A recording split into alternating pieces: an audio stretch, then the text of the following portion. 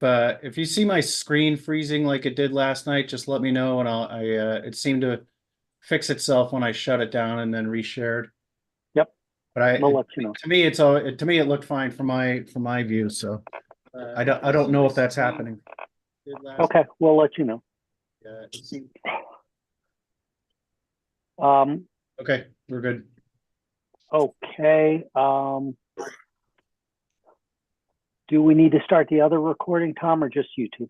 Well, we need to start the meeting, and it doesn't look like we have a quorum yet. Yeah.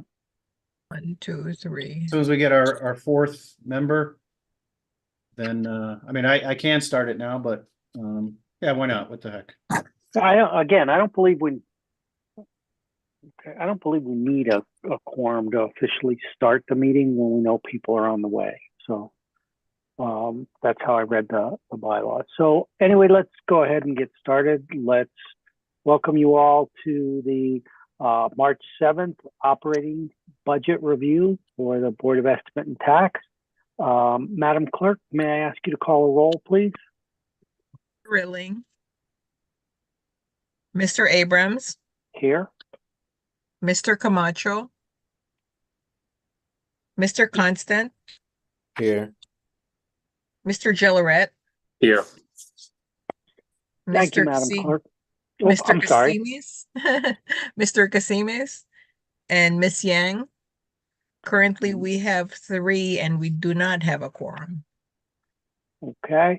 As I understand the bylaws for an operating budget review meeting, a quorum is not required. That said, I know Ms. Yang is on her way and will be joining in progress, and I believe the mayor will as well. Out of respect for our department head, Tom, I'd like to suggest that we go ahead and get started. Okay. And that way we can catch anybody up who we need to as we go along. Okay. Mr. Chairman, Ed, this is Troy. Can I Yes, say something before the meeting starts? Quick question, Tom. We're looking at this obviously tough budget, and I know the budget that everybody was asked to do was no new hires. Did we ever look at layoffs, some type of staff reduction in order to help out? Because in the corporate world, as Ed and I and a few of us know, I mean, that's just curious if that was that considered should have asked this at the beginning, but kind of I'm hearing this from a lot of people. So yeah, no, it was not just layoffs, but hiring freezes. I mean, any given department has a number of openings. And it was considered. I think both of those things were considered, freezes and reductions. But the reality is you really have to, you need to cut $1 million before you see anything significant on, the actual impact to the mill rate in the median tax bills. 100,000 here or 200,000 there equates to $1 or $2 per tax bill. It's really not significant. So the idea was floated, but it hasn't gone any further as of yet. I haven't heard any conviction of a no or a yes either way, but I think it's still lingering out there. okay, thank you. Yep. Also, let the record show that Ms. Yang joined the meeting at 6:35 p.m. The mayor's on his way. Ed, I think it helped last night just for that quick review of the column headers for the folks who haven't seen it before. So yes, please. If the board is okay sitting through the that 45 seconds one more time, I'd like to start with that. Tom, before you start with that, now that the mayor is here, Mr. Mayor, any opening remarks for this evening's meeting?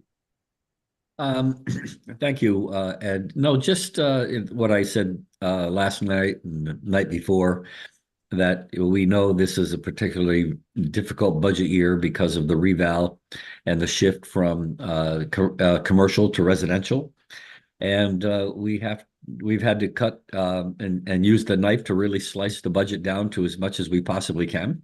And I want to thank not only Tom Ellis and Agnes Cowie, but also the people that helped out in getting this done. And, especially the department heads who listened to what I recommended as far as cutting numbers of people and as far as keeping the budget low. They've done a great job and tried to do everything they possibly can to keep our taxes low. And as I said, we've got some tough decisions to make, and I know that we'll make them. But also thank you to the Board of Estimate and Taxation members who serve and who work with me to try to make it happen. So thank you. Thank you, Mr. Mayor. Okay, Tom, now if you want to kind of go through the report Yeah, and what we're looking at, that'd be great. Share my screen here.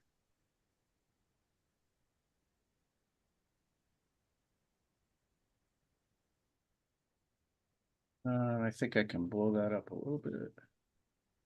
Oh, I do want to say, I was on my calendar said it was a Teams meeting.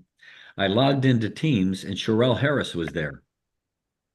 So I don't know how that happened. That's why I asked Irene to send me the link, because I asked if we were on Teams or Zoom. I was surprised to see that my calendar said Teams. Yeah, there's a glitch when you do the Zoom calendar. It it sends a Zoom link, and then at the bottom of it there's a default, sort of like your signature on email. There's a default for a Teams link, so we try to remember to delete that, but apparently that didn't happen this time. Sorry.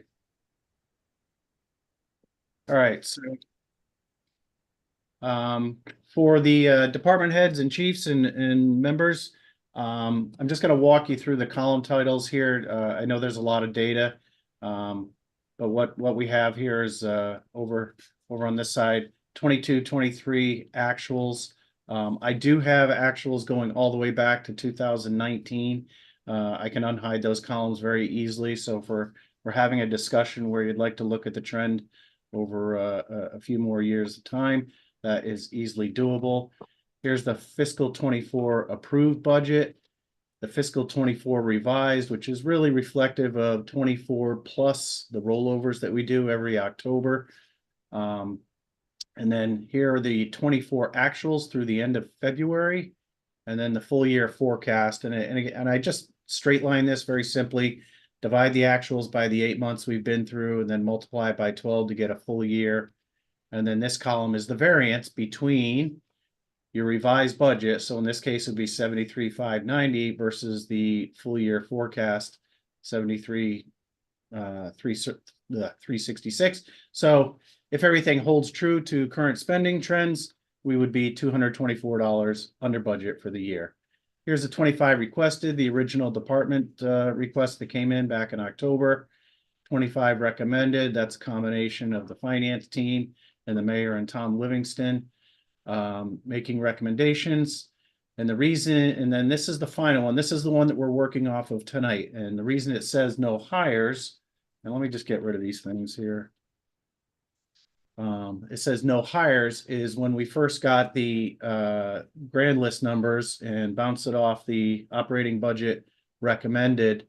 We knew that we needed to start scrubbing right away. So the first thing we went with was a no new hire scenario. So citywide, the request for new hires was 19, and none of those are included in this recommendation. And then over here on the right-hand side, the difference between the 25 recommended, that's this column, versus the 24 approved, which is that column. And then that gives you your variance in dollars, and then the variance in percentage. So recall the mayor's initial guidance back in the fall that he wanted to see departments at or pretty near 3%. This is the number that we're looking at when we compare to the 3%. Any questions on that? Nope. All right, Thank you Lamont. again. Sorry. Thank you again for the explanation, Tom. You're All getting better at it each time you do it. I've been practicing it. Lamont, you have the floor. Yes, sir. And Tom, I just want to clarify, I know you referenced the percentage, but I am accurate when you scroll down that the entire department increases to 0.8%, correct? You are correct. Okay, just wanted to clarify that. Yep, there it is, right So there. good. So 0. I'm ready to start whenever you are. So you are welcome to go. So Great. Yeah, what we've been doing in the past day is just addressing any significant variances. Sure. Yep, and then fielding questions from the board members. We like to try to scroll through each department just so everybody has a chance to look and ask any questions as we go along. But if you want to start with any opening. I do. Okay, go ahead. I do. Thank you. And good evening, members of the Board of Estimation and Taxation. As you know, I'm Lamont Daniels. I serve as the city's Chief of Community Services for the Community Services Department. I think Sherelle will be joining us because, as the mayor pointed out, she used the Microsoft Teams link as well. So I'll be joined by Sherelle Harris, our Library Director, Deanna Diamore, our Health Director, and Anna Vivian Estrella, unfortunately, will not be with us. So I'll be able to hopefully answer any questions you have that pertain to her. So I do have some prepared remarks to that, if it's okay to just share. Together, we make up the Community Services Department, a vital pillar in Norwalk's local government. We comprise of the Health Department, Human Services Department, and the Public Library Departments to address the various aspects of social well-being and health for the city's residents. As been noted, I've been watching the meetings as well. This budget request represents one of my most challenging during my tenure here at the city of Norwalk. Like my colleagues and all, we have made tough decisions such as reallocating staff back to part-time status, decreasing our part-time budget in the library significantly by $100,000. And to Tom's point, adhering to the mayor's request of no new hires. I do want to thank my team and their staff for their hard work. And also want to express my thanks to the mayor for his support through this budgetary process. I know it's not has been easy, and I know that we are working diligently to ensure certain positions remain, particularly under the community resource hub. I also want to highlight that our entire budget request for the upcoming fiscal year represents a modest 0.8%. This is an increase from last year's budget. With that, most of our increases are either contractual obligations in our departments, like equipment and supplies, and wages and salary. This measured increment reflects our commitment to fiscal responsibility while ensuring that we meet the evolving needs of our community. This budget also reflects no new programs, no new initiatives, as we all have to come together collectively to make the tough decisions. So in closing, the Community Services Department remains committed to upholding its mission of providing support and delivering essential services in the health, human services, and public libraries. Our collaborative efforts aim to enhance the quality of life for the residents of Norwalk. And so with that, I'm here to provide further insight and answer any questions you may have regarding our budget proposal, joined again by Deanna and Sherelle specifically for their programs. Thank you for your time and consideration. All right, Thank you, Lamont. shall I just start scrolling?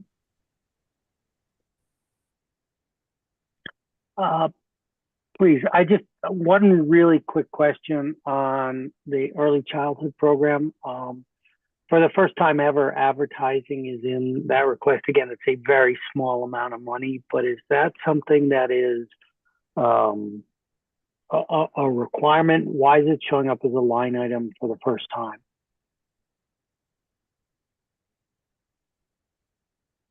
Lamont, you may be on mute. I did the mute thing. It's not, we have requested this back in fiscal year 2023. So we have used 1122 back then. And, you know, we continue, kids are still being born, and this fundings is to promote our early learning. So through Mary Oster, we purchase books and different learning opportunities for our parents that Mary oversees throughout the city of Norwalk. I'm on daddy duty today, so please forgive me for the. That's okay. But is Lamont, what you said and what the line item is a little different the way here. You talked about the purchase of books and things like that. I read that as an advertising and promotion line item. And again, just being in that field, right? $1,500 to do advertising. Well, we're purchasing really books, so we have the early childhood brand on the book. So that's the way of how we promote the resources. So the book is the draw. Then we have all the promotion stuff as part of the book. Thank you. And then we have a little bag that says early childhood learning, early childhood when Mary does her programming throughout the city. Thank you. Now I understand. Sorry about that. I didn't make that clear. Got it. All right, shall we just commence scrolling? So that was early childhood right there. And here is fair rent. Pretty straightforward, pretty significant jump percentage wise, but not dollar wise, and training and education. And a similar story with the machinery, equipment, and rent. Overall, 2.4%, $7,100. Yeah, Tom, unfortunately, your screen share is not scrolling again. Okay, then I will start again. So, if you recall, for those that have been on BET for some time, we did not have a full-time fair rent officer. And I want to thank the mayor and the council, and we now have an ADA specialist. This was a deduction from previous years. That at one point there were 3 staff members.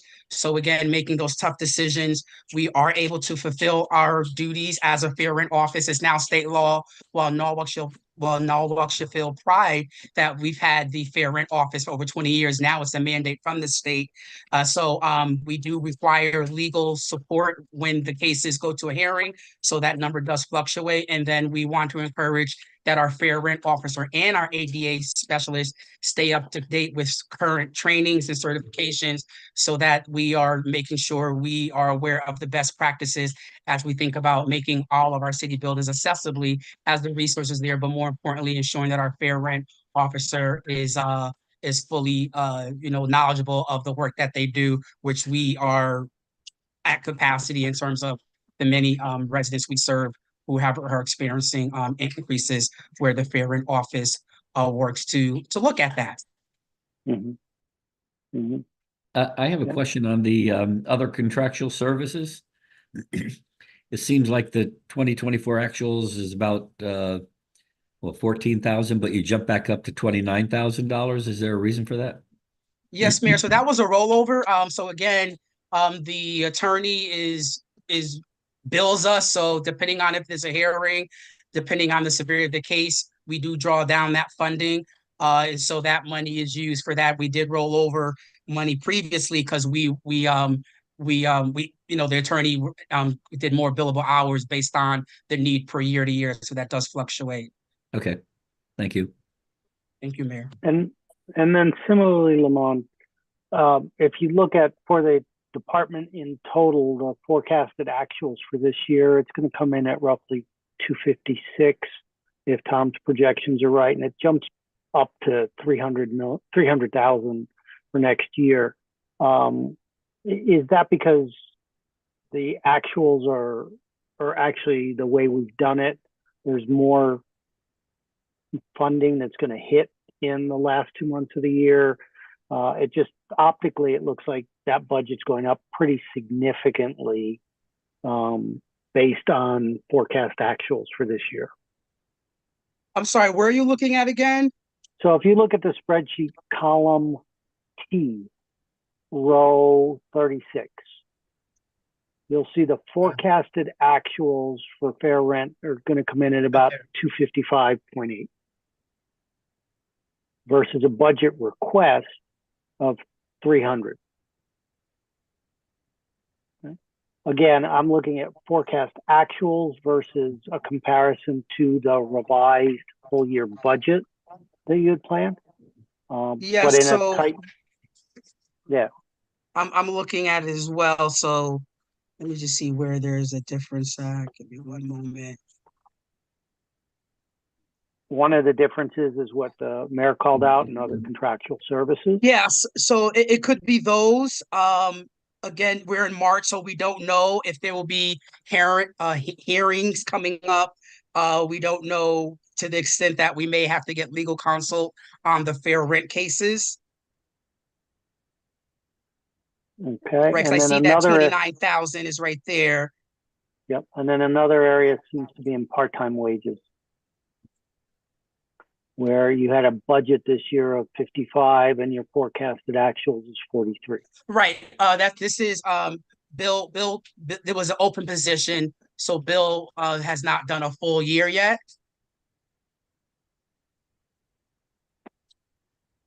Okay. So that's where you see the over budget, but he's here full part-time in a sense for his hours, so we definitely will make good on his part-time as our new ADA coordinator. Okay. Thank you. Ed, I've got somebody emailing me saying that they're in the waiting room waiting to get in. I don't see anybody in the waiting room, so I Is just, that Sherelle? I think she's on Teams. no, it's David Lamont. So I Okay. just. That's David from Youth Services. Can you put him over? And I just called Sherelle, so she's supposed to be signing off teams and coming into here. Um, Is Sherelle in yet, Tom? I don't see her on here. All right, let me call her again. I told her to switch over to Zoom. So Ed, yeah, I don't know if you can see anybody in the waiting room. I can't because I've got the shared screen going. Oh. I, Yes.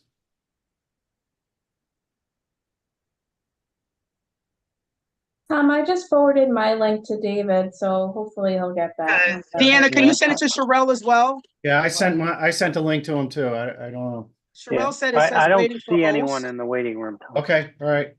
And we do have someone raising their hand. We are not taking public comments. If you have something to say, please send a message. We will get to it if time permits.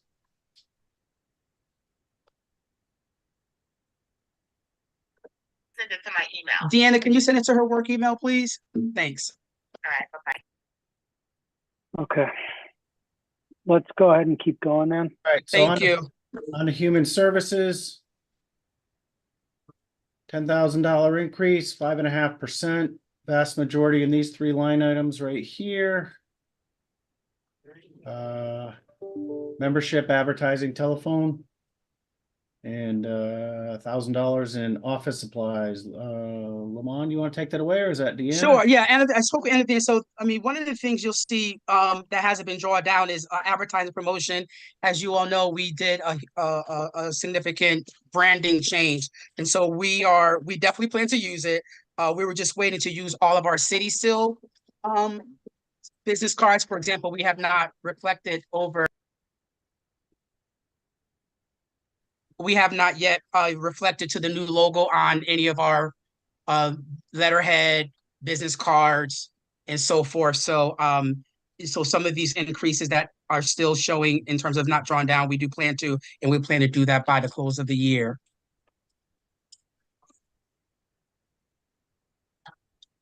Okay. Anybody have questions on this department? Yeah, first and foremost, I want to say great job on the 0.8% increase. I'm just curious about the membership dues. That looks like a new increase. What happened there? So right, so as I pointed out, the ADA coordinator is now with us. So we want to make sure they get certified to participate in any of the statewide ADA. Some of them are costs, some of them require trainings, and so you'll see an increase in that. Now we have a part-time, steady ADA coordinator. And I think from last time we did increase the budget a little bit for Carlos again, so that he can.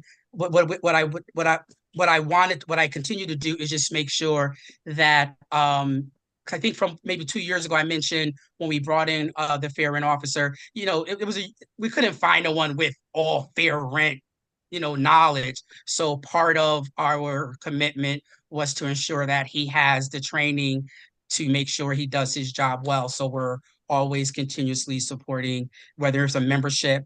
We do also purchase law books as well in the updates from the state. So those fees are all compiled within that.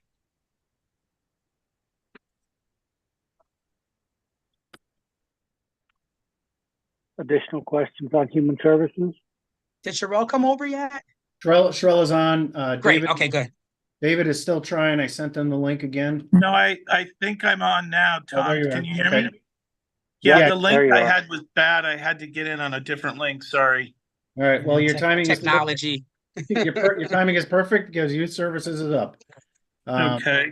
And what we're So doing, David, I'll just give a brief overview, and then they can address.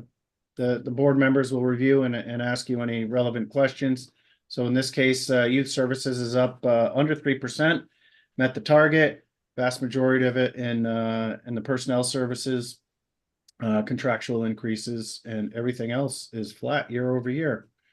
Anything you'd like to add, David?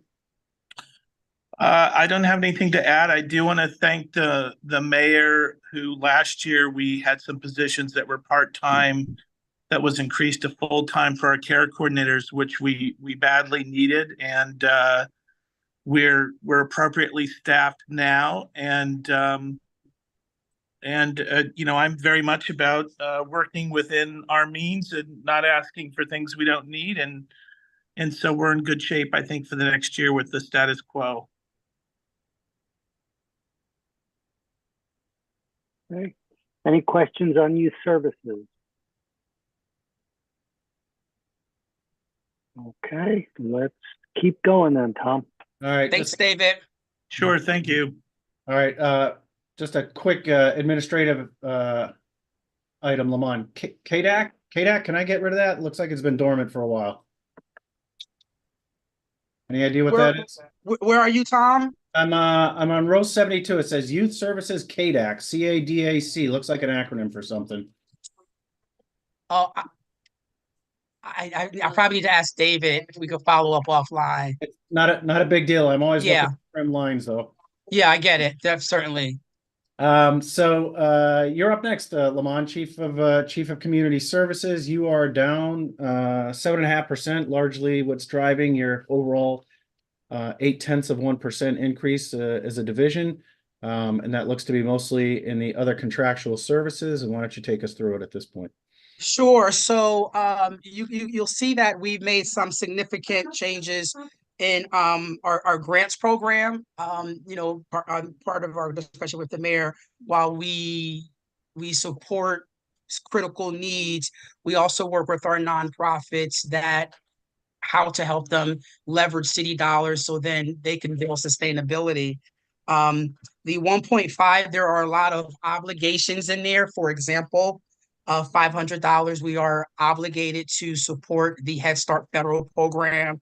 We also have a contractual commitment to the senior center of 390, the mayor's summer use of 100,000. So you'll see that compile of 1.5, and we always use that 1.5.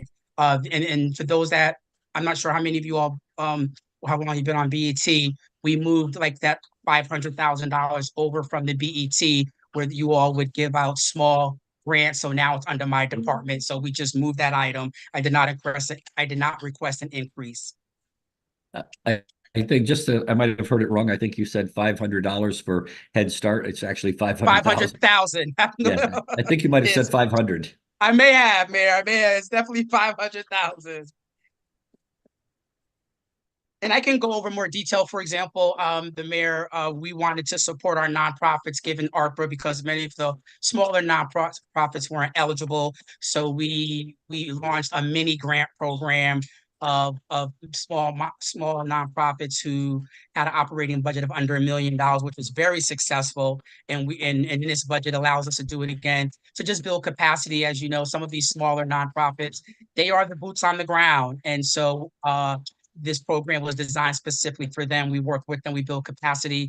We partner with the Fairfield County Community Foundation that provides training and learning for them so that through this $10,000 grant they can better position themselves, leverage, and also build capacity so they can go for additional dollars. So the city makes this initial investment to our nonprofits, which are the safety net for our community. Okay. Any questions on this department from anyone?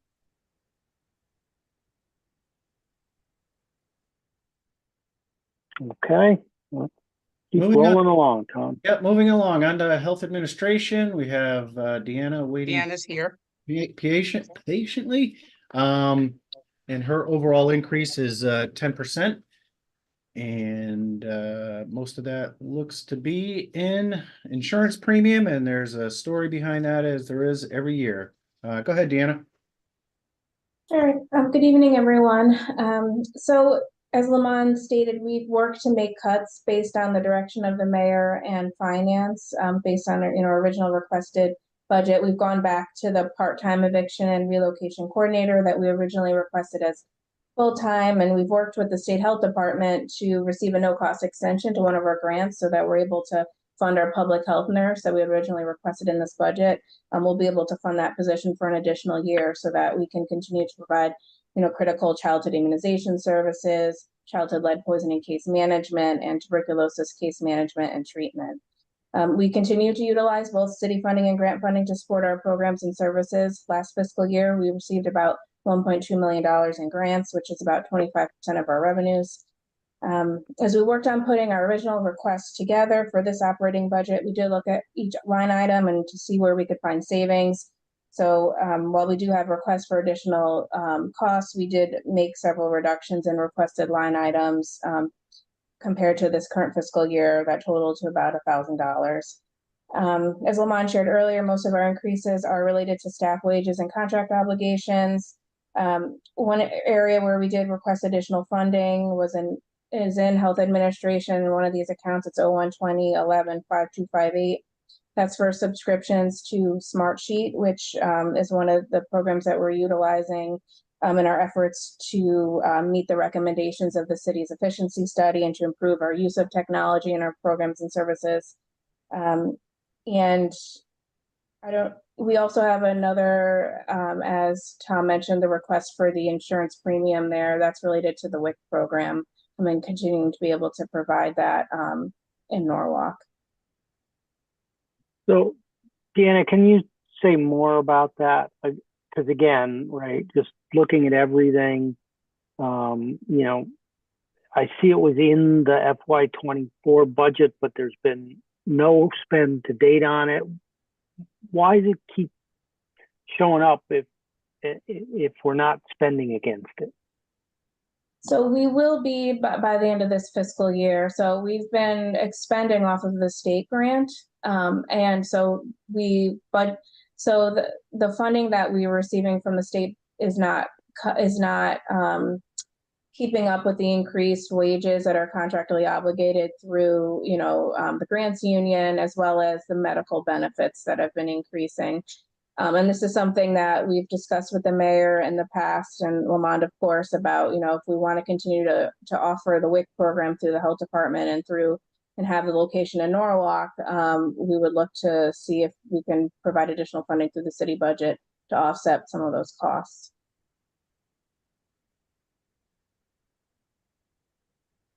And just so you know, also we have advocated under Deanna's leadership to the state, and they kind of told us, this is what you get.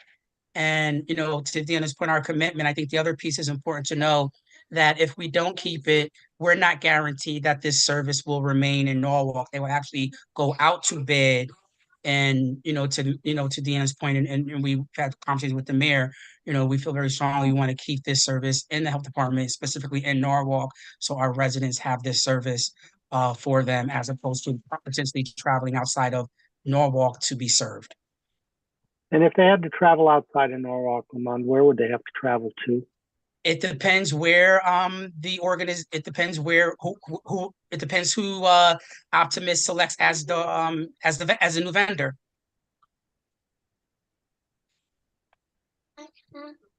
Okay. Any thoughts from others on this? I know there's a 10% increase, but if you look at the numbers, the number is not that high. It's only, $77,000 above, and I think Deanna explained it pretty well. No, thank you, Mr. Mayor. Okay, any other questions for Deanna? All right, let's keep cranking, Tom. Yeah, so the next one is it's building management. This really it falls under Lamont's world, but he really has no control over that. This is mostly the building management folks, Neil Rennie and his team, and most of these line items are contractual obligations. So there's really not a whole lot of flexibility on these items. So it's a pretty significant increase at 12%. But if you were to look at the other buildings, whether it's the police department, the DPW building, so on and so forth, you will see similar type increases across the board for all the utilities. Okay, and Tom, your screen share froze again if you're scrolling to that section. Am I doing a good job of hiding my frustration, or am I losing? You are. So Neil, while Tom reloads this, everything in here is a contractually committed or contractually required expense increase. Is that a fair way to recap what Tom said? Okay, there we go. Yes, that's true. So the major items that are kind of fueling the increases is the utilities. Some of our security, it's a small number, but security contracts are up 9%. That's because there was an increase in the living wage and also an increase in their 3% increase in their contract. We're also taking on additional properties over the last year, which is increased. So we picked up a lot of the historical properties. We plan on taking over 3 Belden in the coming fiscal year. In Mill Hill, we took over, right? Mill Hill, Matthews Park. So everything, I would say 98% of the items are contractual. Some of the stuff that's not contractual is repairs and maintenance. A lot of the commodities we deal with and services we deal with have increased significantly. When I say commodities, on the electrical side, all your copper wiring has gone up. All the manufacturing costs have gone up, and hence we had to increase the repair, maintenance of plumbing, electrical, and mechanical somewhat. Okay. Yeah, Neil, last question for me, and then I'll see if any other member has a question. But all that said, your forecast actuals for FY24 are going to come in right around $158,000 versus the $200,000 budget. Is that a timing issue, or is that a real underrun against budget that we should factor into next year? So I'm just trying to look at the sheet online. I can't really see it that well. So I'm sorry, what was the question again? So the question is, you had a budget this year of 205. Your forecasted actuals for this year are looking like 157, with significant underruns in your gas costs and your security costs. Yet you're taking those numbers back up for next year. Yeah, there's some lag in the billing from utilities. Okay. They're usually Okay. typically, I would say, 30 to 60 days behind. Okay.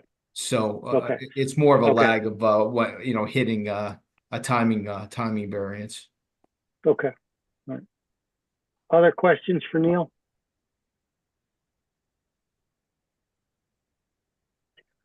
Okay, then, Tom, let's keep going. Thank you. Thanks, Neil. This is me again. Okay, unmuted. Yeah, so 4.1% here. Recall my opening remarks about the 19 new hires. One of them was here. That is not included in the recommendation. All set, Deanna, go ahead. Sure. One thing I want to point out in this division, environmental health and housing, is that we requested funding in 01/20/2120 to pay our staff to rotate on-call coverage over the weekend so that we can be more available and responsive to emergency situations, and to further support our police and fire departments when they need the health department on the weekends. So that is an additional money funding that we did request, and that is included in the recommended budget. Okay. Questions for Deanna here?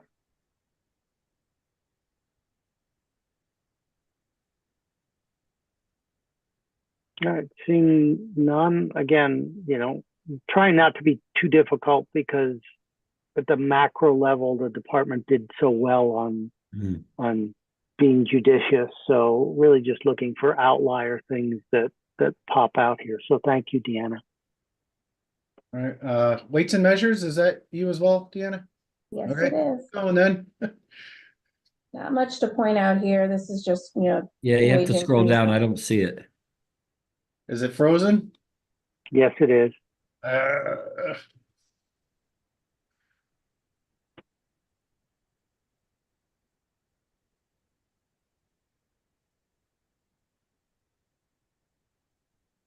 Do you see weights and measures now? I do now, yep. Okay. Here you'll see the typical increase in wages, and then I think the other increase was related to longevity. An additional payment is due based on contract obligations, and then here I took away $84 and incorporated it within another line item for membership and dues in another division. Okay. Questions on this department from anyone? Okay. Let's keep going. Of our community health division, most of the increases are related to step increases and wages, and there's additional funding for some membership and dues, I believe. Okay. Thank you, Deanna. Did we lose Tom for a minute? Yeah, my Zoom completely shut down, but didn't happen. Everybody was still on. Well, everybody's still on, obviously. You didn't lose anything, right? So, No, we're good. other than the I shared believe. screen.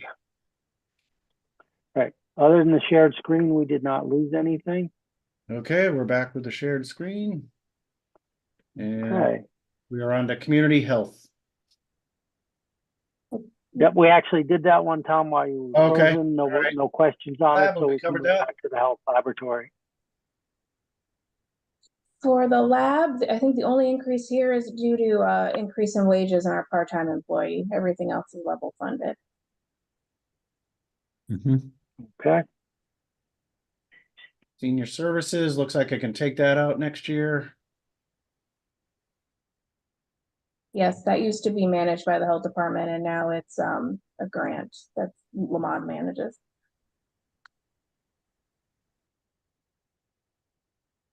Okay. Hold on.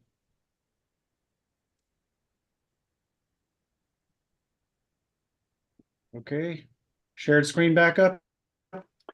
Yes, sir. Yes. Preventable diseases is my last division. So here you'll see the increase in wages. This is where we had requested additional funding for a full-time public health nurse, but luckily we'll be able to fund that on a grant. This is the one I talked about. We're having the no-cost extension from the state health department that we recently learned about. And then there's some additional funding requested for purchasing vaccines. And is that last line item, chemical lab medical supplies, Deanna? Yes, that's correct. And purchasing additional vaccines, COVID, flu, RSV, something else? Exactly, COVID. Yep. Because now we have to purchase the vaccines. And this is also to Okay. support our travel and adult immunization clinic.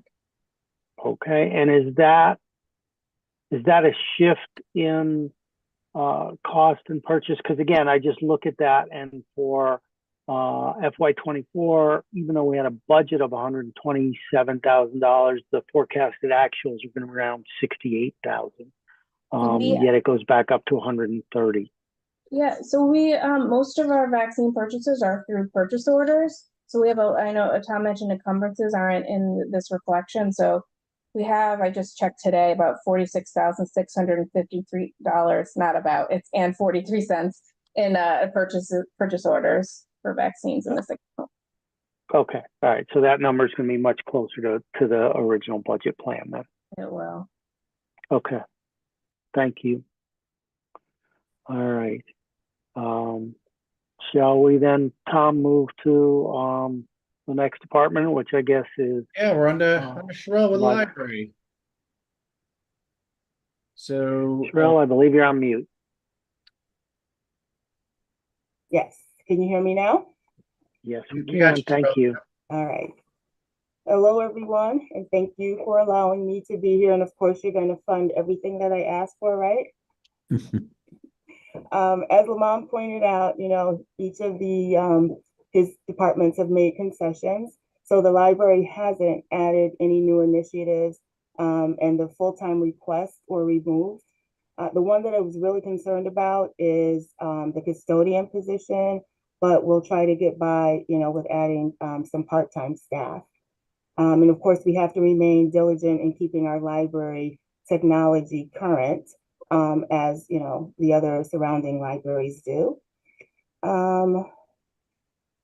I am a little concerned about the $100,000 cut to the part-time budget. So that's where the concessions were made. We kept our other requests in, but our part-time was reduced by 100,000. So we haven't had an accounts payable person since there was an accident with our accounts clerk. I just have to say Titsame's team has been a tremendous help in the interim, trying to get the bills paid. So our budget may not be accurately reflected until we get that position filled. And I just want to point out that our patronage is up since COVID. 2020, 2021, we had 145, 630 people. 2021, 22, our visits went up to 286,566. And 2022, 23, we're at 350,000. So, we may need that part-time budget to, help us with the increased patronage. But for now, I think we should be okay. I'm just a little concerned about that particular cut. Understood, Sherelle, but we're going to have to look at it and evaluate it as the year goes on. Coming in at down 0.2% is greatly appreciated. Other questions from any of the BET members for Sherelle on library? Yeah, I noticed an increase. It looks like grounds and outdoor courts of 100%. Is that like maintenance or did something break, or what's the reasoning behind that? That's a contractual obligation for parking. We have a lease with the Eagles order, fraternity order, and that's contractual. That's how much they're charging us for parking spaces for our patrons. And Mr. Constant, this is a new contract. Okay. It's been noted in the paper to ensure adequate parking, and so the city has agreed, and so we now pay for that. So that's why you see that new reflection in the budget. This is Ann Yang. I have a question, which is the increase in security systems. I assume that's an outsourced contracted service. Did you increase the amount of security that's going on? So I think it's the increase. Oh God, I forget what it's called. Sherelle, I can talk to that, Sherelle. Okay. Yeah, so and it's Guardian Security. It's the same firm that we use here at City Hall and a couple of other facilities. So the arrangement with them is that their rate of pay is tied to the living wage. And this year they obviously, because of the CPI and inflation, the living wage went up considerably. So anybody that uses Guardian then got a revised contract with the increase due to the living wage, and the increase is reflective of that. So from when inflation was low and CPI was low, it wasn't an issue, but now it is. Understood. So this represents people guards. Correct. Yeah, these are boots on the ground. Outside vendor. The company is Orion. I always want to say Orion. I don't know why. Tom, as a follow-up, this is Troy, on Ann's question. I assume these contracts are bidded out periodically or for competition. Yeah, so I think that falls under Neil's jurisdiction, and he watches it pretty close. And I don't know when this current contract is up, but yeah, I believe we have one more option year with Orion, and then it's bid out every 3 years, typically 3 years, and 2 option years after that, unless there's a problem with service. And what was their wage? You said, what was their wage raise this year, percentage wise? Yeah, it's called, On the wage side, it's just 3%, but it was the living wage. I'd have to get back to you on that, but it was considerable jump. And Yeah, that And was, I assume that's a lagging in based on inflation because lagging because inflation is down obviously now. yeah, they do the calculation once a year, actually in March, so we should be getting the new rates and the new letter Oh, okay, because sometime later this month. that number should be much lower for the coming year. Okay, thank you. Let's hope so. Okay. Should we move to the last two library departments, because we still have all of operations to get through? Yeah, so the Sherelle, I don't know if you can see on my screen if my scroll is working at this point, but it's the main library maintenance and Sono library maintenance. That falls under Neil as well. Yeah, 8.1 and 8.4%. Mhm. So again, it's all the utilities again, Neil. Other than the other repair maintenance, most of these, or all of them, other than the other repair maintenance line, are contractual. For sure, yes. yeah, it's going to be a common theme across all the buildings. Utilities, on average, are up 9%. The rest is our maintenance contract is 3%. So, and then again, maintenance costs are up because of the commodity costs, delivery costs. So when we go Neil, through it's- each Neil, building, this is Troy again. On the electricity, particularly, I know on the residential side, I look at that every month and I pick the lowest provider on the supply side. Do you have those options also So, to take a look? And that's you done hedging? through Hedge- procurement once a year, or depending on the contract life. You know, sometimes it'll be a year contract depending on the markets and the look ahead, and sometimes it could be 2 to 3 years. Oh, so you don't have the flexibility that we have as residents We with don't. regard to supply, electric supply, because I could change that mine every month if I You wanted could, to. yes, you could. So you don't have that option. We do not. We do not. Typically, we'll lock in, again, depending on we typically have somebody that consults with us to give us information whether we should lock in or not lock in. But typically, if we lock in, it's for typically not less than a year. And you have a hedge that advisor is giving you hedge advice, maybe if that's possible or not. Possible to do like a month by month, or is. Well, there's ways to hedge utilities. Yeah, so or they commodities. right. Typically, they have a feeling of what the future holds, right? And typically, they'll let us know that whether we should lock in at that rate or we should, maybe wait 3 to 6 months to lock in. But typically, we rely on that consultant and procurement to make that call. Yeah, looking at it once a year that's tricky. That's too bad. As a follow-up, Tom Ellis, do you think you could let us know what the prevailing rate is and what the contract terms are? Yeah, we're actually, I don't know if you're in it, Neil, but we're having a meeting next Wednesday with Sharon and purchasing, and Lunda to discuss upcoming electric contracts. So, yeah, I can figure out what the current rates are. Yeah, because I mean, as a resident, I kind of benchmark mine at 25 cents a kilowatt. In the other library maintenance, you have security systems again as line items. How does that differ or tie into the security systems shown above under library admin? So I don't know if Neil is still on, but No, go ahead, Sherelle. Oh, I don't want to steal your thunder. But one of them is for live guards and the other is for the security alarm system. Okay, so this security systems is probably for the alarm system, but I see that it's gone up from what looks like about $1,900 to your budget is recommended to be $10,000. Yeah, if you look at it for the main library. Yeah. Right here, Sherelle. Oh, I'm sorry, not, it would I be, can't see anything. Is this for the guards or for the security alarm?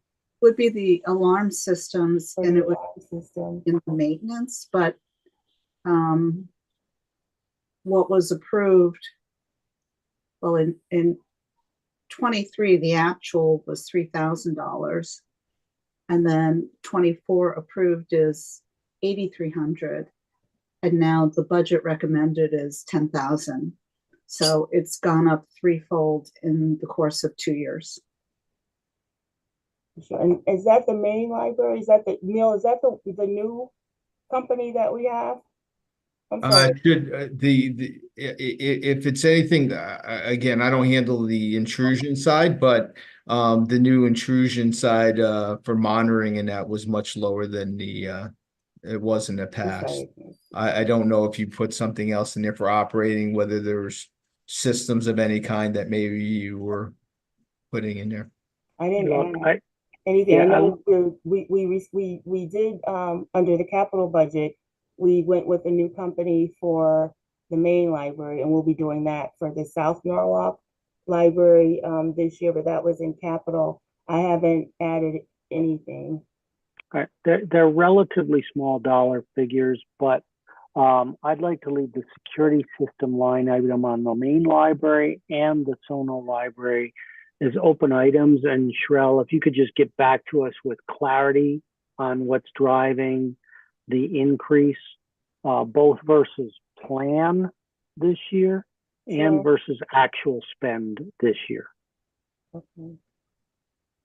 For sure. Thank you. I will. Thank you. Any other questions for Sherelle or Neil on these two departments? Again, overall, Lamont, to you and your team, thank you for being so fiscally responsible. You know, you look at the bottom line number, and that's where we need to be as a city right now. It's not below that type of number. So thank you. I know there's some variability in the departments and a couple questions here, but on balance, you and your team have done an outstanding job of being fiscally responsible. So thank you very much. Thank you. Thank you, everyone. And I I'd like do to- have a quick question because I can't see the screen. Can you just tell me those two lines that you're leaving open? I can give. Yeah. We'll get them Go offline. ahead, I Tom. circled them on my sheet, Sherelle. Okay. Just one thing, Troy, Lamont, I just wanted to commend you also for your leadership in running your department and coming in with the numbers you have during these tough times. Thank you very much. Thank you. All right, Tom, shall we move to the fun of operations? Okay, yep, team community services, you may drop and on to. Thank you. Have a good night, everyone. Good night, Lamont. Let me just blow this up a little bit.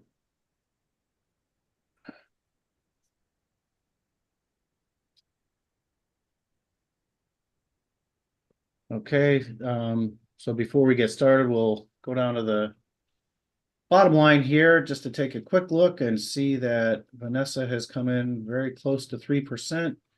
She is at 3.2% down here in the lower right. And we will go back up to the top and then take it by section. So we will cover operations, what I call operations first, that's engineering and such. And then we will move on to Neil with the building management and then close with Rec and Parks with Robert Stowers and Ken Hughes. So first up is the operations chief and Vanessa, are you there?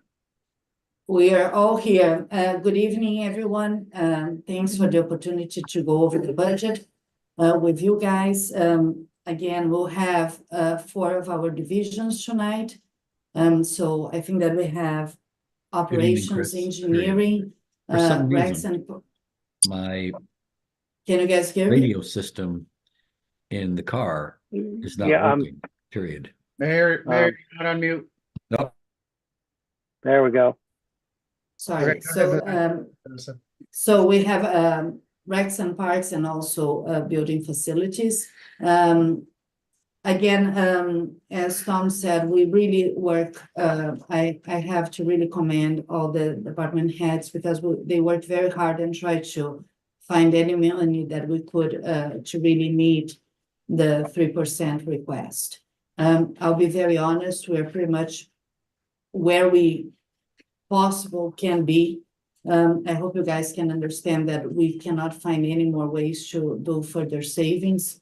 And I really say that because we went a couple of times back and forth, including not only removing some positions that we request, but also, again, trying to gambling against the future winter, like we did 2 years ago. We reduced our salt money, and we're hoping that we'll be able to get through this winter. So without any further ado, I'm happy to go over the budget. I don't know if you have a specific order that you guys want to go. I'm happy to address any way that you guys prefer. Yeah, so what we're looking at first is the operations chief department. Maybe we'll just go through a couple of the big things there. A question from me, and then I'll turn it to the rest of the BET. But the transfer to other funds line item, which shows a pretty significant increase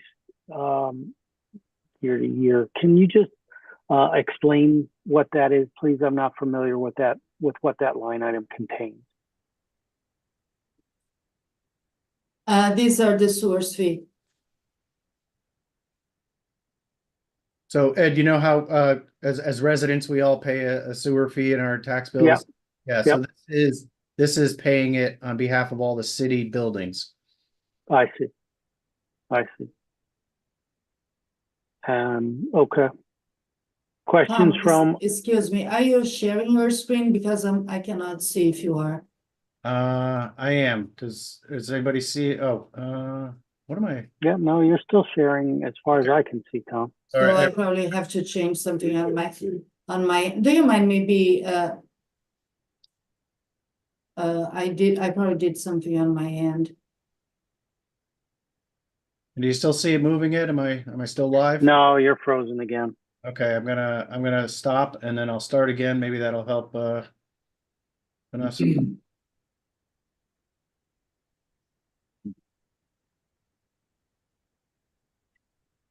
Yeah, now that's right. Okay. I've got, do you see it now, Vanessa? Yes, thank you. The transfer to other funds line. Yeah, so that will be related to the sewer fees. And the reason it was so far over budget this year, I mean, you're looking at if we believe the forecast and even the actuals to date, you had a budget of 400,000. Actuals to date were 600 and some thousand, and a forecast of over $1 million there. What's driving such a large variance to what was originally budgeted?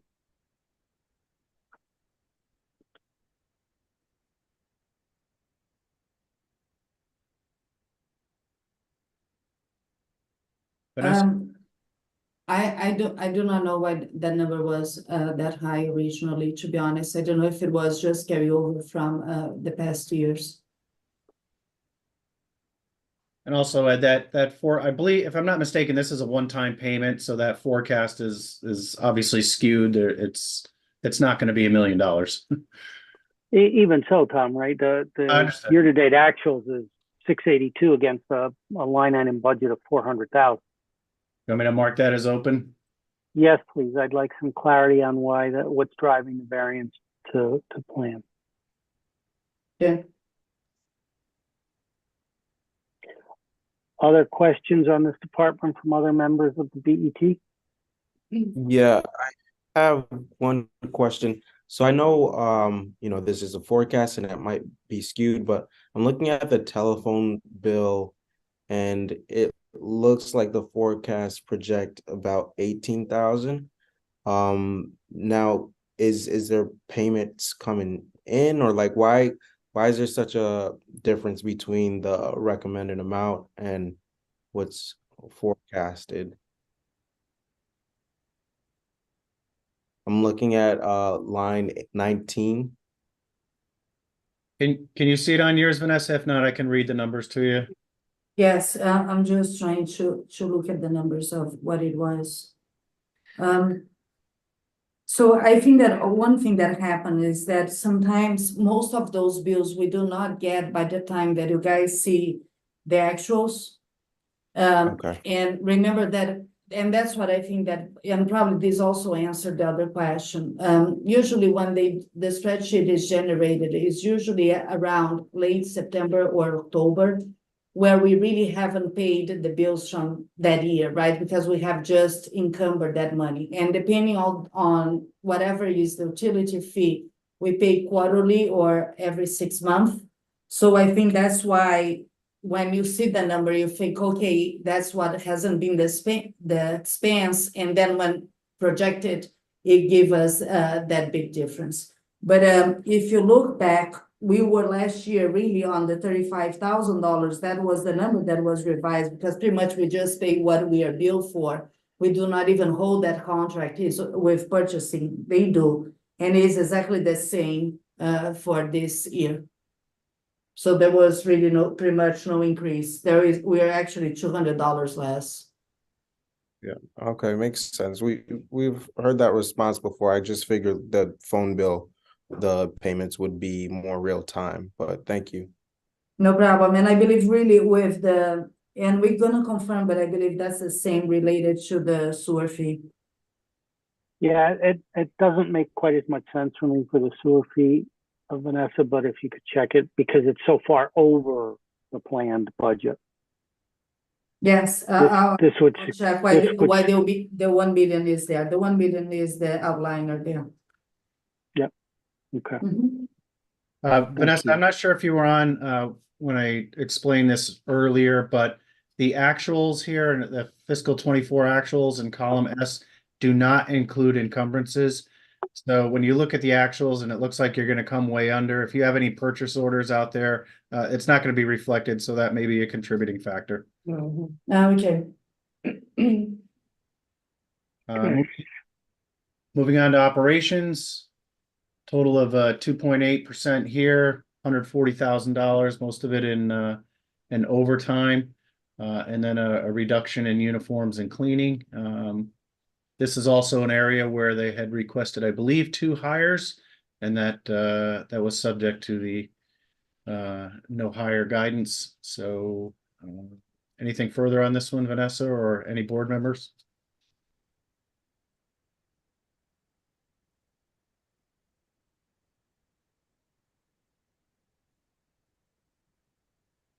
I'm really looking at the increase in wages and salary of 3.5%. Is that because of what's the reasoning behind there?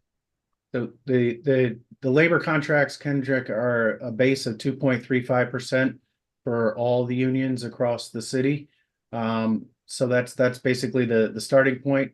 And then most, but not all individuals also get step increases. And in some cases that can add somewhere between 1 and 1.5% more.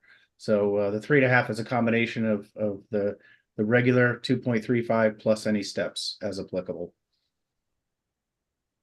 And if I can chime in on that just a little bit, if you look at our org chart, we have a lot more newer hires than senior staff that are still kind of in the pension. So these new hires are going to continue to get step increases every year, where historically DPW has been staffed where our average full-time staff member was 20 years. I think our average is now 9 years.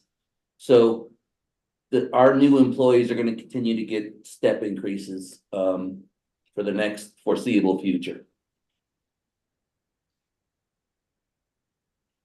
Thank you. Other questions on this department? Signs and markings. We don't really need road signs in Norwalk, do we? Only bicycle lane markings. Well, I was going to ask that, is Do you in your budget, do you cover the bicycle lane markings? No. No, Okay. No, so it just sounded good for a second. I There- can there you go. explain, the paving markings, when we pave the roads, come out of capital budget. Okay, because it comes from the project where we're paving the road, we pay for the new paving markings on all paved streets. This money, it is really to refresh some of the fading away marks that we have on the roads, that our own guys can go there and do it. Or sometimes, for instance, at City Hall, if we need to do a refresh on the parking strips here. So the painting that we do is for crosswalks that's not epoxy based on new contractual paving like Vanessa mentioned, but we do restripe crosswalks and stop bars every year because it's a water-based paint. And depending on the severity of the winter, depends on how much we have to restripe in the spring and fall, in summer and fall. Would it be unreasonable to ask that this budget comes in flat year over year versus going up 14%? I'm sorry, what was the question again?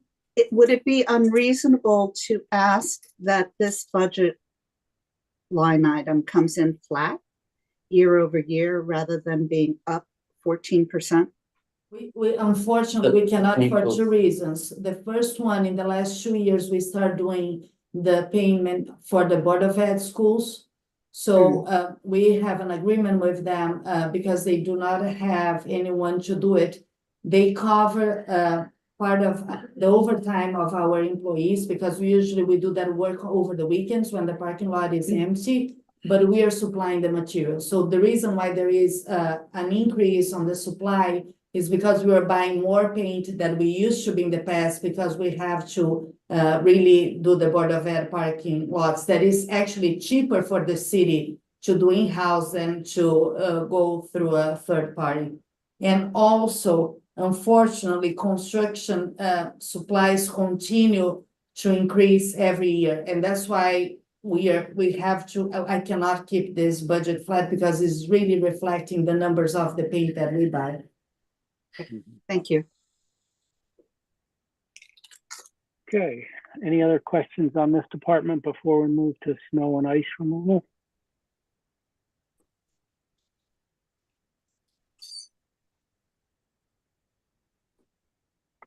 Okay, as it relates to snow and ice removal, I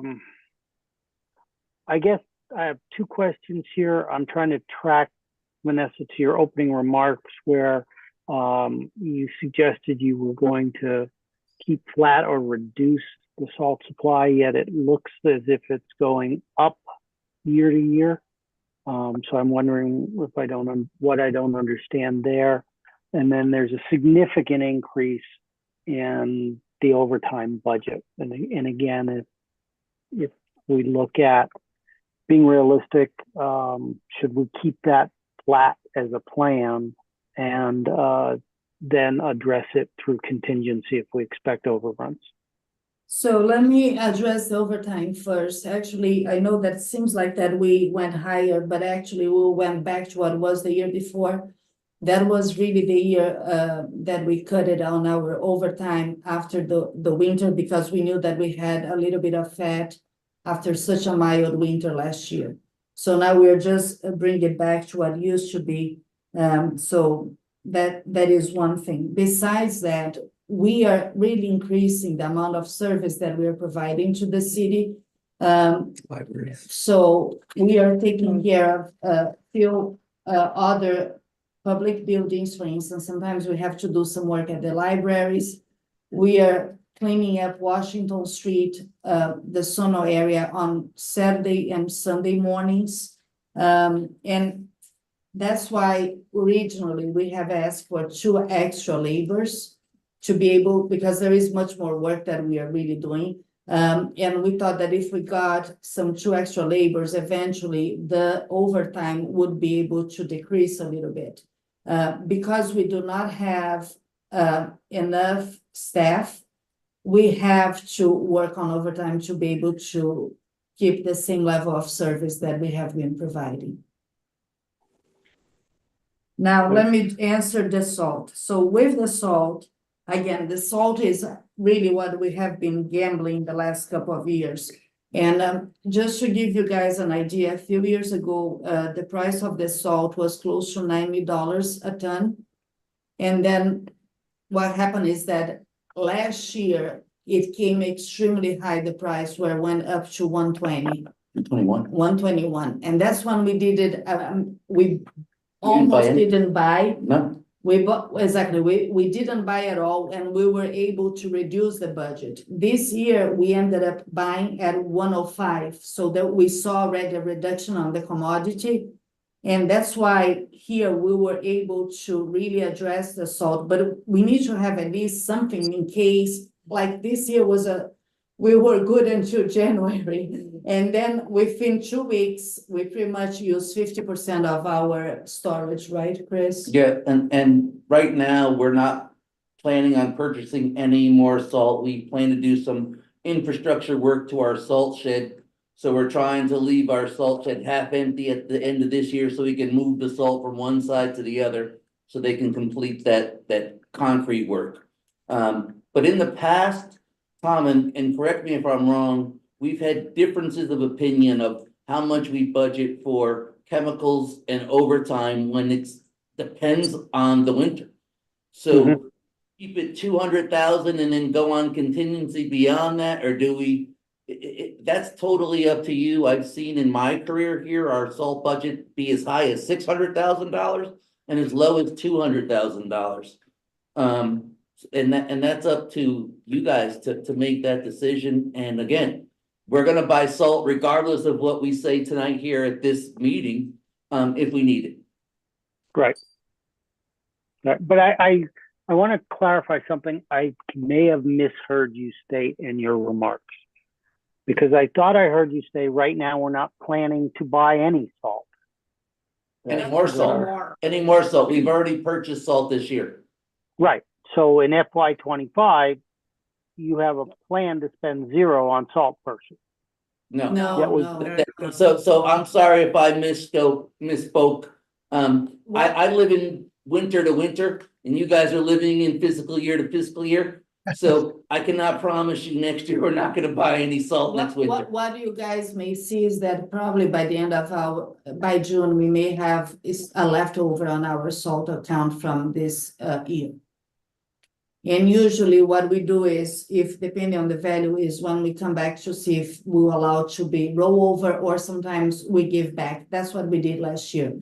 I think last year, I forgot the amount of money, but we gave 200. more. I think that was more, no, just on salt, but I think overall, Public Works, I think that we ended up bringing back like, Tom, I would say that was close to maybe $500,000, right? Between the salt and a few other things that we ended up not spending on our operating budget. Okay. I might suggest. I'd like to also Go ahead. one thing, Ed, I'm sorry, but No. the level of service that they're requiring of us increases every year. If you look at the city's workman's comp for the Board of Ed, it's a lot of it is teachers walking into the school for whatever reason, not understanding that they live in New England.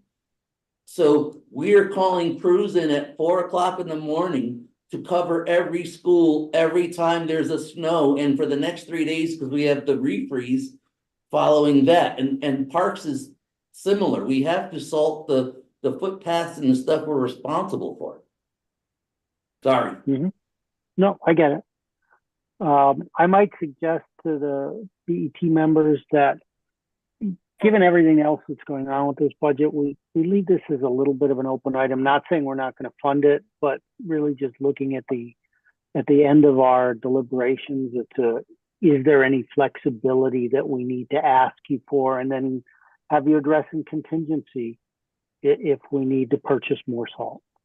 Not saying we're not going to approve what's here, just saying it's a big line item, and there is a little flexibility. So maybe we look at it in different ways when we see the totality of where we come in. Is that acceptable to the other BET members?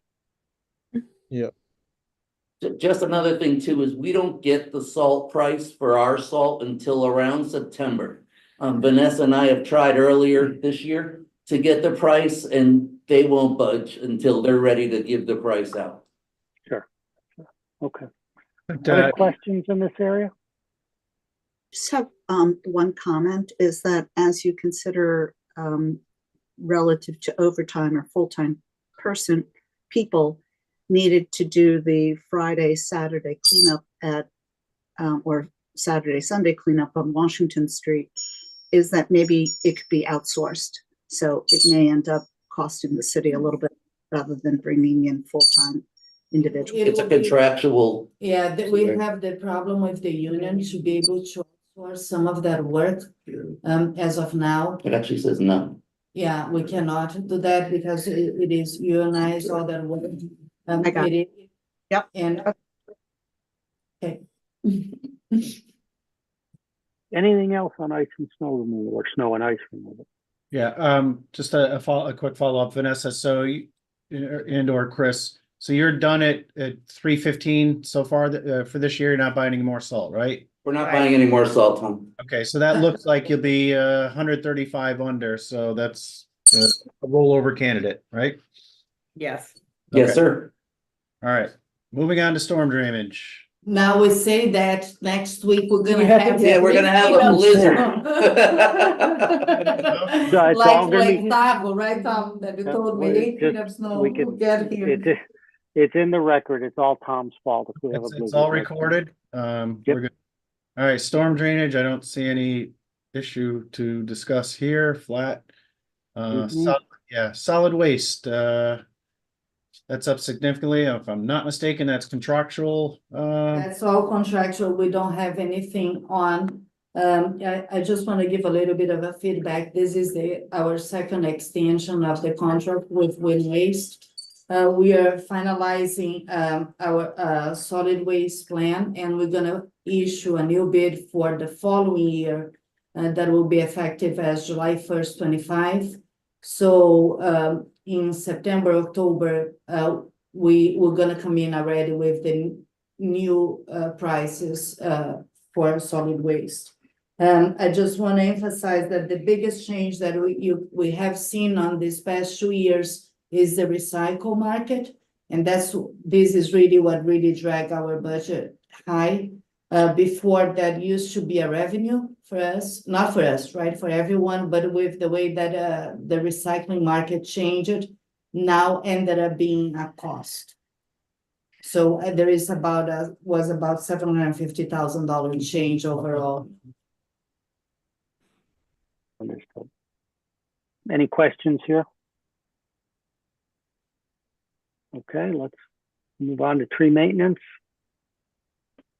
5% or 22 grand on this one. Big one seems to be the last two items, other contractual and machinery. Speak to those, Vanessa. Sure. So one is the contractual. What happened is that sometimes we do a lot of our tree cutting in-house. But after a certain size, we need to outsource, and we do have a contract with them. Sometimes because of storms, because of projects, and now as part, we do have an arborist that is now identifying some trees can become a hazard to the city. And the size of those trees cannot be handled anymore by our own crew. Our third-party contract is handling, so we realized that we had very little money on that. This year, we have to go for an amendment to the contract to be able to add more funds. We didn't have the funds. We finished the money within 3 months. We ended up getting from different sources. So this request is really based on the actual expenses that we are having now. Because within 3 months, we really finished whatever we request last year, and now we are really projecting based on what we have been using. The tree maintenance, by the way, is also for all of the city's right of way and public property. It's not simply just for public works work. It's the whole city. And our bucket trucks go up to 75 feet. Anything over 75 feet, we have to get a crane. our tree crews are not permitted to climb. They only do aerial bucket removals. So I cannot tell you that next year our contractual services with Olmsted or whoever it's gonna be, if we get a microburst, that can change by double, or we, spring comes and everything blooms as the way it's supposed to. In a perfect world, we wouldn't spend any money. So if that helps a little bit. Mhm. So now, back to the other item, the parts is exactly that. We have seen an increase, although last year we cut it 91 trees, I believe. We cut But we total came of up 298 for the year, but we planted 521. yes. But we have to trim, and besides that, because we're also starting the transition to be more greener, some of those equipments that we ended up buying are somewhere electrical, so we're also incorporating some of these new costs into that line as well. I have two questions relative to potential liability. First, I think it's great that you're identifying trees that could pose a risk to any of the people of Norwalk. I'm just hearkening back to the case where it was maybe about 10 years ago, where a tree fell on a car on the Merritt Parkway, and I think the state got sued and had to settle for a large sum of money. My other question is relative to the people,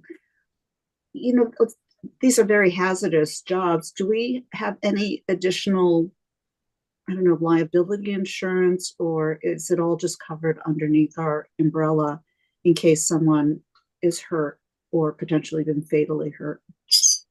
Are you talking about our staff or residents? Our staff. Our staff is covered under our basic general insurance, which the city self-insured through KERMA, up to $1 million. But we do participate in Arbor Master training and aerial bucket lift training and rigging training. It's a very rigorous training that these guys have to go through to even get on that crew. So there is a lot of training involved, similar to what you would find in like a special service unit with the police department or the fire department. It is specialized work that not the whole garage could do. There are actually only 4 people in our whole group out of 61 that are qualified to do tree work. And that's why we have to outsource beyond that. That is really the caveat that will allow us to give part of that work to non-union, because it's very specialized and it's after a certain size. Okay. Thank you. Again, I just want to be sensitive to everybody's time this evening. So any other questions on this department before we move on? There's still a significant amount of things we've got to clear this evening. All right, so let's keep moving, Tom. Yeah, next is engineering. Not much here. 5% all in salaries, full-time salaries. That's again the 2.35 plus any steps as applicable. Any questions there? No. Engineering signalization. Ed, you had asked me to remind you last night. This is the corresponding down that offsets the up in transportation, mobility, and parking that Jim Travers had. Recall the transfer of the 84,000 from DPW to TMP. Yep, I just want to check one thing there.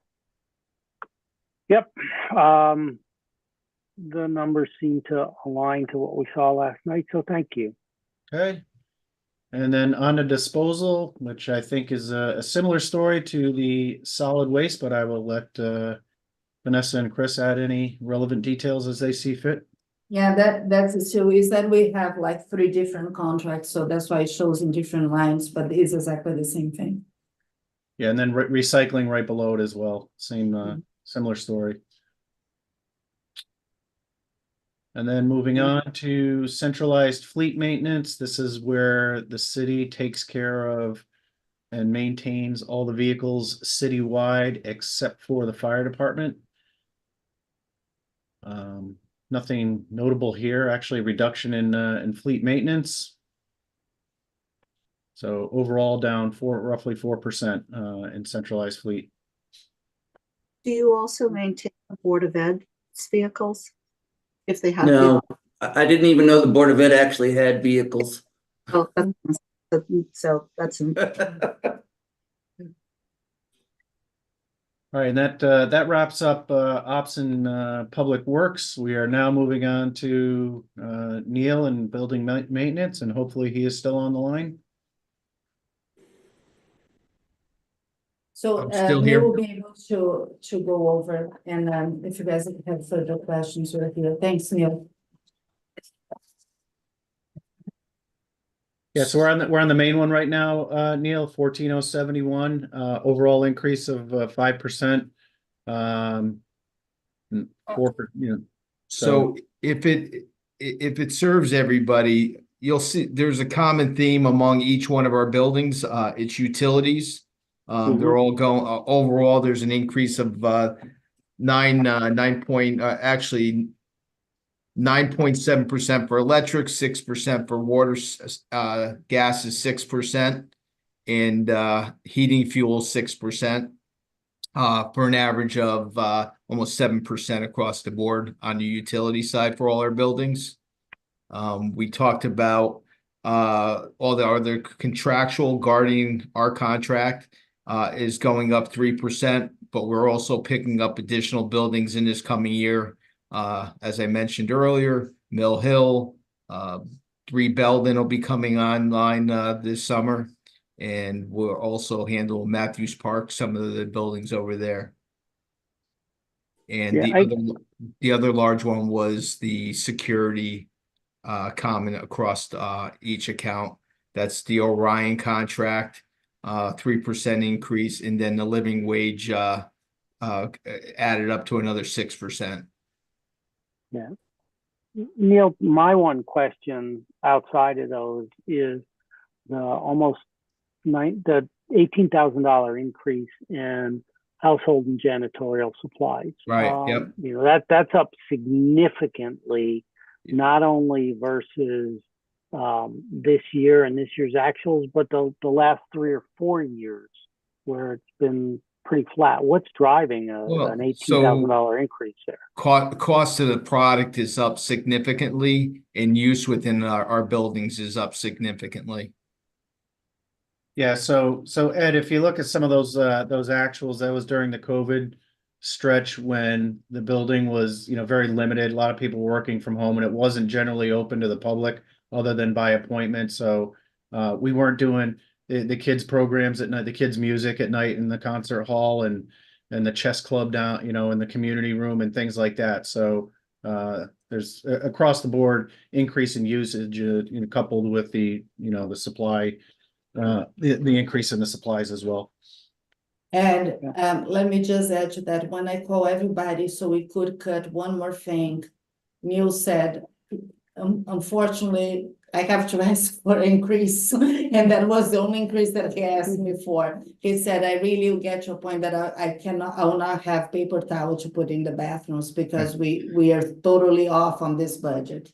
And it's true, it's really, if you guys come to City Hall now during the day, most of this, I would say 90% of the staff works every day here, what wasn't happening before.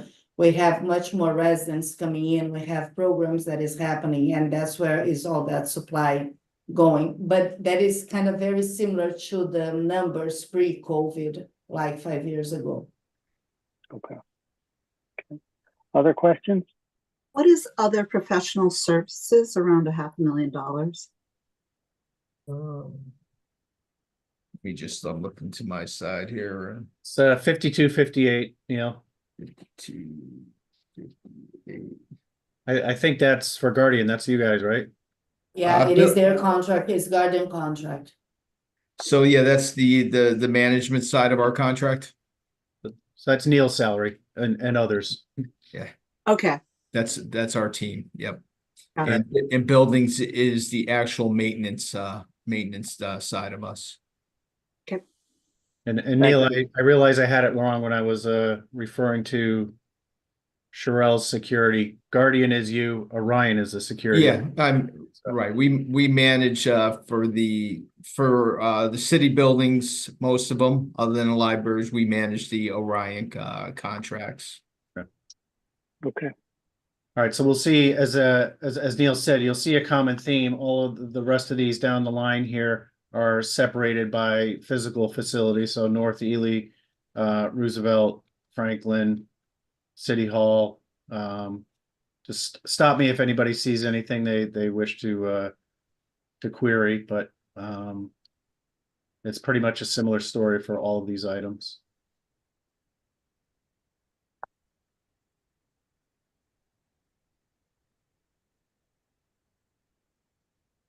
And this Belden Ave is the final building management organization. And then we move on to administration for rec and parks. Yeah, and Belden, we have again, we don't have Belden online yet. That will be coming on in this coming year. Do we know when in the coming year, Neil, will come on? We're expecting it actually, I think, over the next month or two. So we'll have to see. I have a meeting over there next week with Jessica Vanashek, so I'll have an update next week. But I think within the next month or two. Okay. That's the redevelopment, Neil? That's the redevelopment that we bought? Okay. Yes, Thank sir. you. Yeah. Hey, Tom, could we go to line 198? I see a big jump, security systems, 24%. Yeah, so this is primarily the living wage increase we were talking about with the library. It's the same company, same impact. Okay, so this is human security, not Yeah, security. It's our manned security. As I was saying, I believe it's a 3% increase on the contract, and the living wage pushed it up another 6%.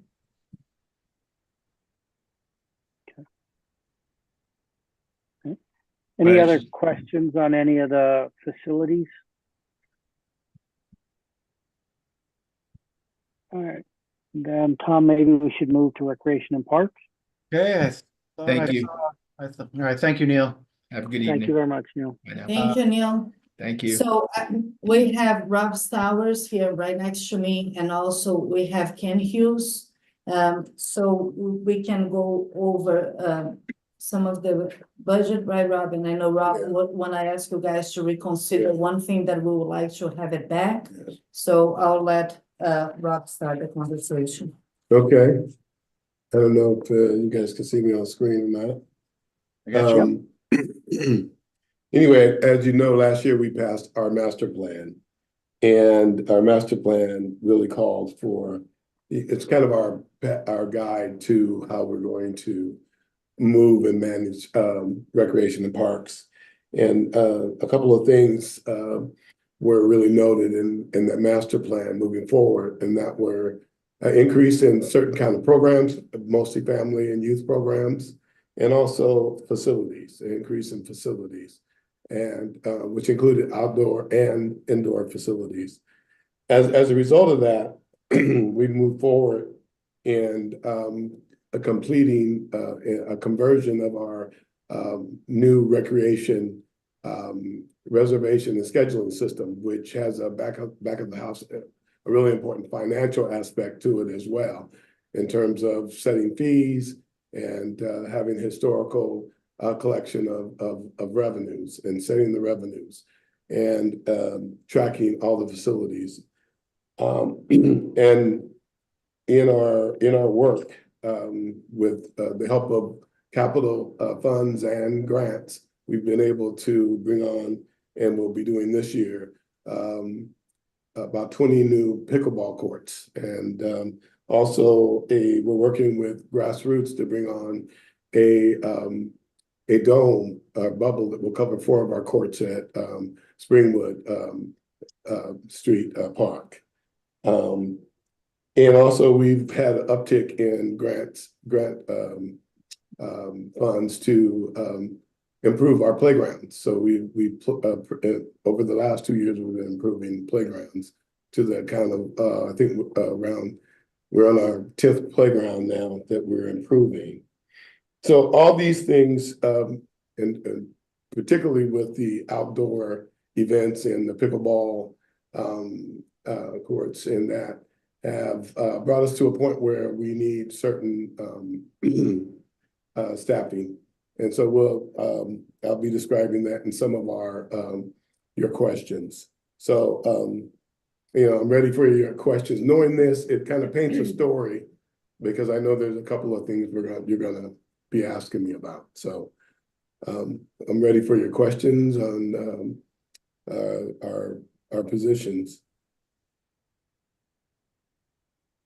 All right, shall we start scrolling or any questions on? I think our full-time positions, it shows no increase in positions, but what is important in this whole effort is the very position that controls the scheduling and reservation system was a project position that we desperately need to continue improving our scheduling, our reservation, and collecting of funds.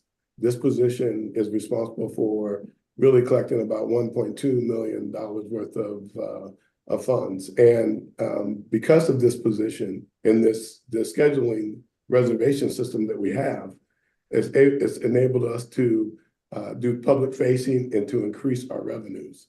And so this position is very vital. We have talked to the mayor about this position. I think that if we could fund half of this position and maybe hire this position in January on a full-time basis, but support it through our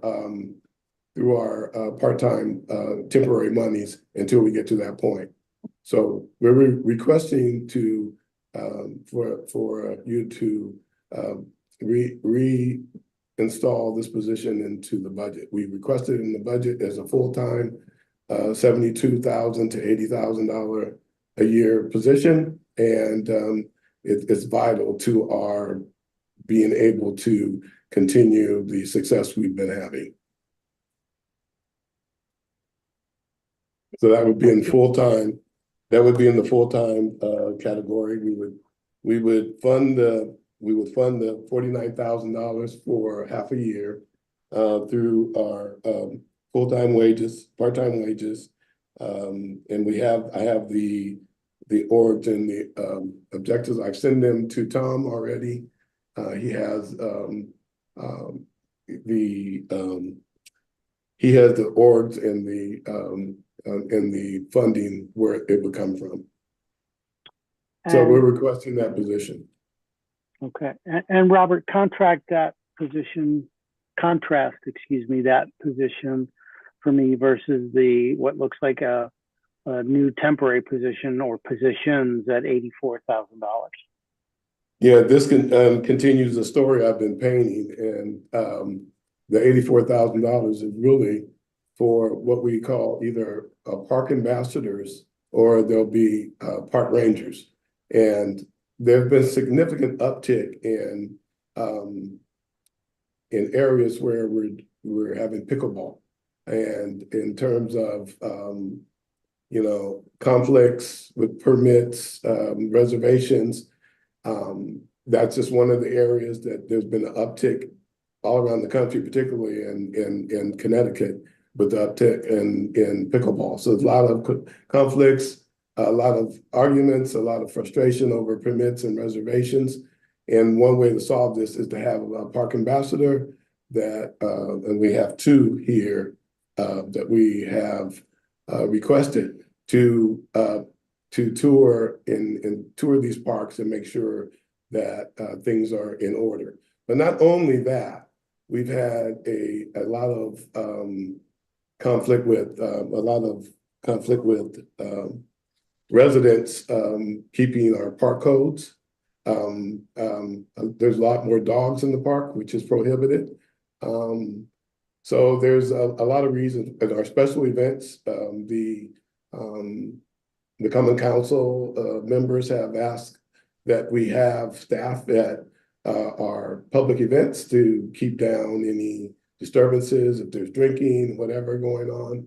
And we've been trying to put some of our staff out there. We have one person in particular we put out there, but we really want to more formalize either park rangers or park ambassadors. And it just depends on whether they're ambassadors or park rangers, whether or not we can arrive at an agreement with our police. And I talked to the former chief about this when I first came here, and we were putting together a protocol, but then he left. But it needs to be either park ambassadors or park rangers, but either way, we need eyes on the park. And so we figured at least we would have a pilot where we would have part-time staff out there during this period of time. Okay. Thank you. And as it relates to the your comment on the other position that you're looking to fill, I think, Tom, we can leave that as an open item that we can take under advisement when we look at the totality of the budget. Okay. And not only the totality of the budget, look at the it's one of the major operating positions in our rec and parks. And rec and parks have really went to public facing, reservations, scheduling. We had a kind of an outdated system here called RecTech, and no one was really in charge of it. No one really had a handle on it, and so we didn't have that kind of position because people were they were muddling through basically, and so sometimes our revenues, Ken can tell you, sometimes we need revenues which accounts they went to. We had to work with the comptroller's office to figure out where different things were going. It was a mess. So that's why we did away with that, brought in this reservation system, but we have to have someone to manage it and administer it, because it's not only the conversion is completed, but it takes a person to continue troubleshooting, continue adjustments, and continue to update our public facing. And also a lot of our metrics come from there for the mayor's dashboard. So it's a very important position. Understood. Understood. It's just a lot of different things to try and balance across the city. I understand. Other questions for Robert on the administration portion of the budget? Okay, let's maybe move to social programs, Tom. Yep. Social programs, 3%. Looks like it's all mostly in one line item. The other contractual that is up quite a bit. That's actually our Percent. Well, good percent. evening, Mr. Chair. Sorry. Yeah, so that's actually our fireworks contract for the 4th of July show. It went up to 47,000 from 43.5. Okay. Okay. And the reason I forget, the reason it shows a 0 for this year, did we cancel fireworks due to weather, or is it just the bill hasn't hit yet? I just can't remember back that far what the weather was like. Well, Mr. Abrams, we had the fireworks. The one that got canceled was the one in Rowayton, because we moved ours to the day that Rowayton was holding. We actually, I think, a record breaking in attendance this past year. Okay. Forgive my faulty memory. That must just mean that we haven't. I only remember because I that. struggle a lot to make that call, Mr. I was traumatized. I said to them that this is the day of my job that I don't like, because I had to make that call. Thank you. Ken, that begets a go. So where are the actuals for 24, or will you prepay the one for this year, this upcoming year? So you have a revised budget of 43.5, but nothing has been paid so far this year. It should have been, Tom. No, we do prepay. We do prepay. Okay, so we have to pay a week before the show, otherwise it won't load the barge. Okay, so for the 43.5 that we have in there, you'll cut that check sometime in June for the. Yes. Yeah, got it. Yep. Okay. And then next year it's up to 47. That's right. Okay. All right, got it. All right, culture programs is flat, nothing to discuss there. Sports program is actually down $1,000 or just under 1%. Physical fitness is down 5,600 or 6.2%. And board members, stop me if I'm going too fast, but I don't see any major things to discuss at this point. Playgrounds are flat. Veterans Committee, this is another offset. Recall when we were covering the city clerk the other night under general government that there was a part of the increase on the chief of staff was related to this veterans. The $17,000 or $18,000 used to be in Park and Recs or Rec and Park, sorry, and was transferred to city clerk. So the up that we saw the other night is offset by this down here. Then on to your big one, Ken, grounds facilities. Where do we see? Scroll down. That is only less than 1%. It's up. It's $25,000. Just one, just a handful of items here to discuss. If anybody has any questions. No, it looks like it's the increase is driven by the salary increases and the step increases. Yep. Correct. All good. I have two comments. One is, Tom, do you think we could get the subtotals for the first part of DPW and then maintenance and then Parks and Rec to see what the year-over-year increase is? Just broken out. And I think I would like to say that the budget being up 926,000 is really up another 100 because it's offset by the transfer out of traffic, and then there was another decrease of 16,000. So the actual increase year over year for Parks and Rec, for DPW is, I don't know, maybe it's more like 3.4% or something like that. But I just want to point out that $100,000 difference. Okay, so the way we kind of look at this is 4 major units, right? Operations, DPW, building management, public works. You want subtotals on those 4? Please. And Okay. just what the year, and we could do that next time. It's very simple for me to throw it on this spreadsheet and get it back out to you, but tomorrow, not tonight. Is that okay? Yeah, no, absolutely, that's fine. And then if you can maybe compare it apples to apples by taking out those two departments from the base. Veterans and the veterans and the stuff that moved to transportation. signalization. Yeah. Yeah. Okay. Yeah. It's about $100,000. Okay. Yep. Thank you. Good with grounds and facilities then at this point? I think so. Okay. Thank you. On to Calf Beach ops. Minuscule, less than $9,000, 1.5%. And that's contractual, Tom, Yeah, for it's the parking contract. And that's Laz, right, Ken? Just like the rest Yes. of Yep. Okay. Veterans Park maintenance, flat. Wow. Shea Island, flat. Heritage Matthews, flat. Photo or farm, flat. Look at these guys. The garage, flat. And finally, Cranberry Park, or not finally, I thought it was the end. How is the mansion renovations going, Ken, by the way, just out of curiosity? Oh, good. We're at design phase for all 4 projects.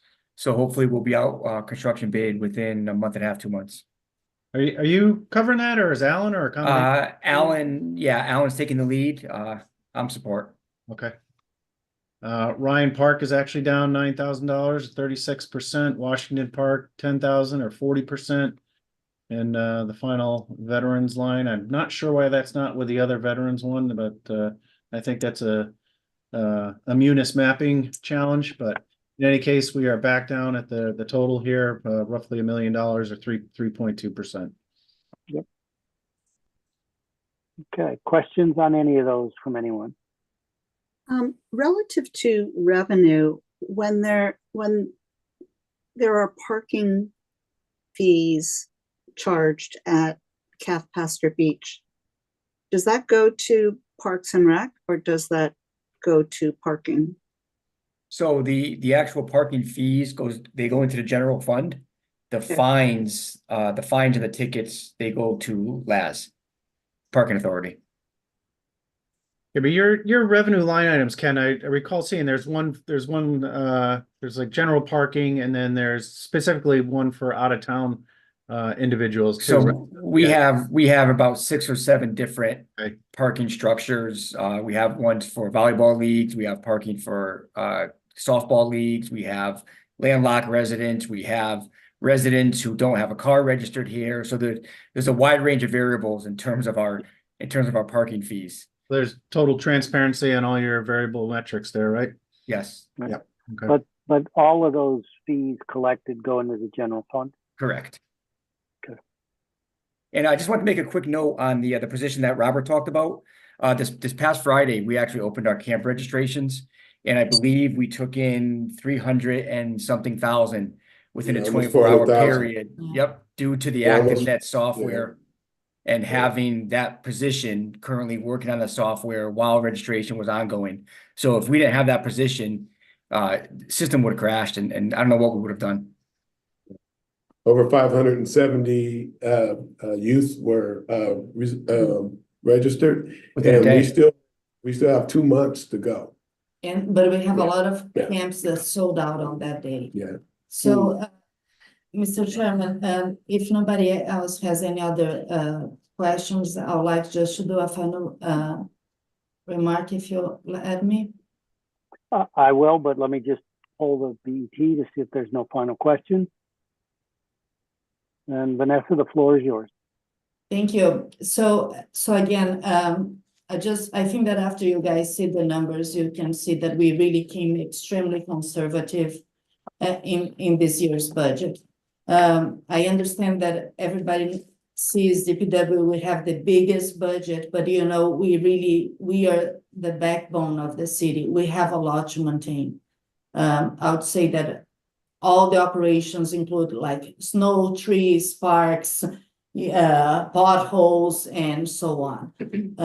Also, as I said, I think that our staff is doing a fantastic job because everybody is doing even beyond of what we do to be able to maintain the same level of service. So we do understand that we're going through a very crucial moment. We really also want to show you guys that we are in collaboration with that, and we really look back. We spent hours and hours trying to see where we could come with the most flat that we could get. But we do appreciate if you guys can take in consideration this position that Rob is asking to put it back, particularly because this is one of those positions that bring us more revenue. It is a way also to bring more money to the general fund.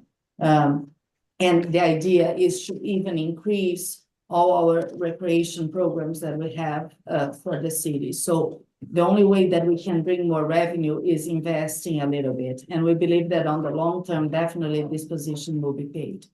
Besides that, I also want to let you guys know that within the DPW umbrella, we brought over $8 million in grants last year of projects. And that sometimes we don't bring to your attention. It comes through some approval of the projects and common council. But, we are really trying to minimize the impact on the residents on the way that we are spending the money. So any opportunity that we find, we're looking for it.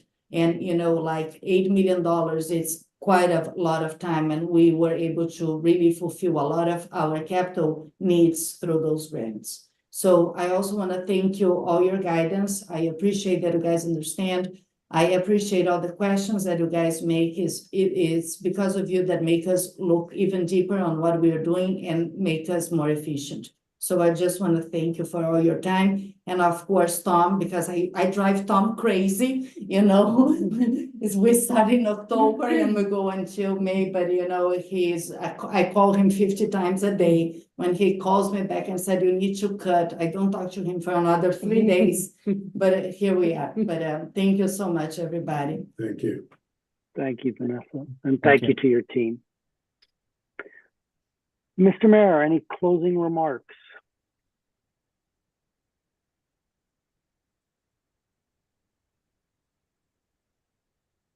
You're on mute, Mayor. Oh. I was trying to unmute for some reason, it wouldn't work, but no, you know, I'm very impressed with all the budget submissions that have come in. I know that like Vanessa just mentioned, it's a very tough year. We're tossed between giving services that perhaps we'd like to have versus keeping our taxes low. As you know, the tax base is going up significantly this year based on reval. I mentioned that earlier at the beginning. And we have to do everything we can to ease that pain that some of our residents are going to feel. A lot of people live on fixed incomes. A lot of people, you know, people start talking about being overtaxed and not being able to afford to live in Norwalk. We don't want to force people out of Norwalk. We have people that have lived here all their lives. We have wonderful neighborhoods, and we'd like to keep it that way. But again, sometimes you have to tighten the belt. And we started a couple of years ago talking about wants versus needs. It's always nice to have the wants when it can happen, but you know, the needs are critical. You have to give the needs, and I really appreciate all the work that Tom and Agnes has done, the work that the Board of Estimate Taxation has done, taking your nights and evenings and looking at these things and figuring out where we might be able to save a few bucks, but also our department heads who really met the challenge that I threw out at them this year. And for the most part, everybody met that challenge, and we've still got a little bit of work to do. Understood. Thank you, Mr. Mayor. With that, can I get a motion to adjourn, please? Thank you, Ann. All in favor? Ladies and Thank you. Have a gentlemen, good thank night, you. everyone. Have a good We are night. adjourned. For the BET members, we will reconvene again next week on Monday. We're going over finance, so come at me. We will. Thanks. All right. Thank you. Bye-bye.